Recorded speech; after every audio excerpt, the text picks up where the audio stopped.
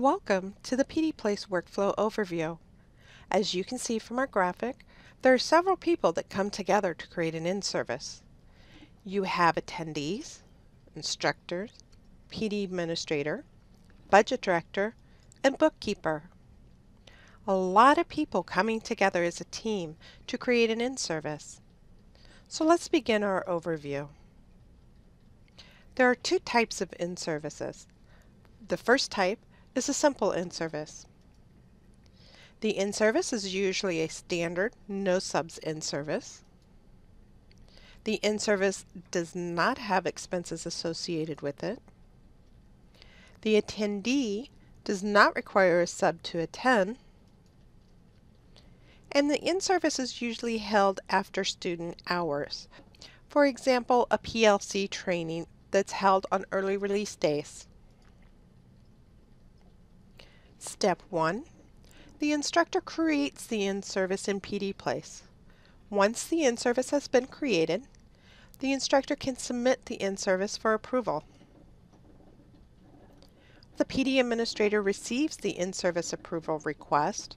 They'll review the in-service details and approve the in-service. The PD administrator can be the school principal, or most commonly, it's going to be the school assistant principal. The PD administrator approves the in-service. The in-service becomes active and is now advertised in PD Place. Now that the in-service is active, the attendee can search for the in-service and register for the course. On the day of the in-service, the attendee will go to the training. The training is over. The instructor can manage that in-service by recording the points in the attendance for the participants. When recording the points in attendance, the instructor will mark the in-service complete and award points to the attendee if the attendee has completed all the coursework and has turned in a learning log. If the attendee does not turn in a learning log, the in-service is marked documentation incomplete and no points are awarded. The second type of in-service is a detailed in-service. This in-service type can be a standard no subs in-service or a registration requires approval in-service. The in-service does have expenses associated with it, such as sub cost, materials, stipends. The attendee may require a substitute teacher to attend. Step 1 is the same. The instructor creates the in-service in PD Place. Then the instructor will go to the in-service expense page and enter the in-service expenses. Once the expenses have been entered, the instructor can submit the in-service for approval. The PD administrator will then receive the request, and they will review the in-service details, the expense items, and then approve the in-service.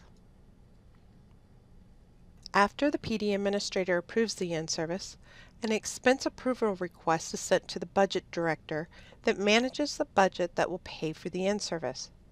For example, if a school is using the school PD funds, the expense approval request is sent to the director of the Department of Teaching and Learning.